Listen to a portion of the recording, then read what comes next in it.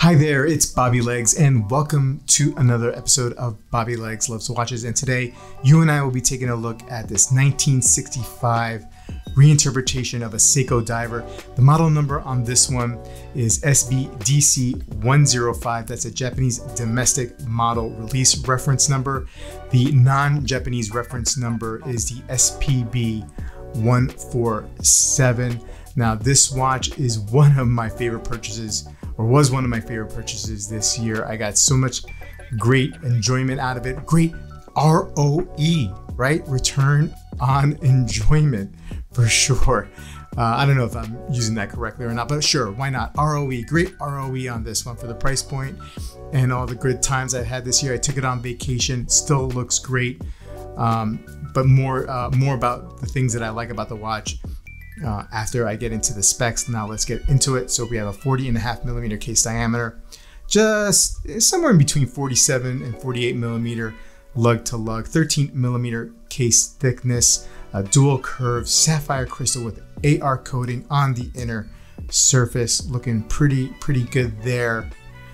Yeah, the 20mm lug width, stainless steel case with super hard coating, and it still looks great. The case, I put it through a lot of kayaking, a lot of hiking, a lot of playing with the kids, and it still looks great. Hold lugs for easy strap change. It comes on this silicone rubber strap, which is very comfortable.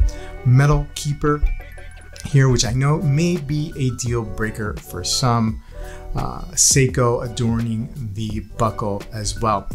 Let's look at the case back. You have a screw down case back with the famous tsunami symbol on the back of the case. 120 click unidirectional bezel, and great action on the bezel, as you would get with most Seikos, right? That's one of their great features. Now, whether you get one that lines up or not, that is an issue, especially in the more affordable divers. These mid-tier divers, I call them the mid-tier divers, and I include this one in it. The quality control is much better. Steel bezel, black bezel here with gold numerals adorning. This is a ISO certified diver. Powering this watch is the caliber 6R35, which is a 21,600 vibrations per hour movement, 24 joules, an astonishing 70-hour power reserve, 200-meter water resistance, 3 o'clock crown here, aggressively knurled. First position will wind the watch, second position will change the date, third position will change the time. Let's get into that dial. It's a dark brown dial, highlighted with these applied numerals and Lumibright lume, and you have this gilt effect on the indices as well as the hands, and it really brings out this beautiful vintage look, this warmth look of it, which is why I'm very attracted to this watch. This watch, let's put it this way, I had a Black Bay 58 original, and I loved it because of the vintagey look. I like the modern vintage look, or vintage look on modern watches, right? So I'm not really into vintage in general, because I don't know much about vintage, and I'm afraid to buy anything that old without knowing it, but I like the look, right? I like the look on it, and I like the modern features. So this watch very much so reminded me of my Black 58. I know there's a lot of huge differences between the two, right? But that gilt look with the dark dial, that warm feeling that I get when I wear this watch, it really hits home. And so one of the reasons why I love this piece for sure. Let's throw this on wrist. And I have 6 3/4 inch wrist. This watch is super comfortable. One of the best I have in my collection for sure. And let's just take a quick look at it on wrist, and it just fits great. The case shape and case just sit very nicely on my wrist, and it's just a great wearing piece. One downside, and I kind of alluded to, I think in the beginning of my video. If I didn't, I apologize.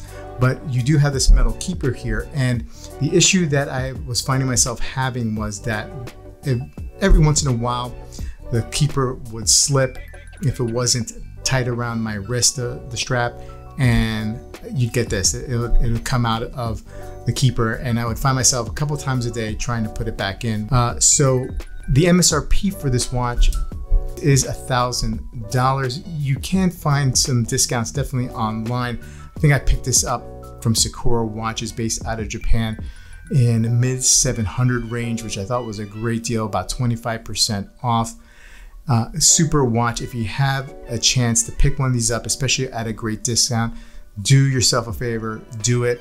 Seiko has been knocking it out with these reinterpretations and these reissues lately, and they're all fantastic for the price point, in my opinion. Sure, there's a ton of watches in this price range that are probably just as good, maybe even better, but you have the Seiko Heritage for sure, and that means a lot to me, as opposed to, you know, perhaps a micro brand that's been around for a couple of years, assembling parts from different parts of the world and putting it together somewhere else. Here, you know, it's all assembled in-house by Seiko, and there is some cachet value to that for me.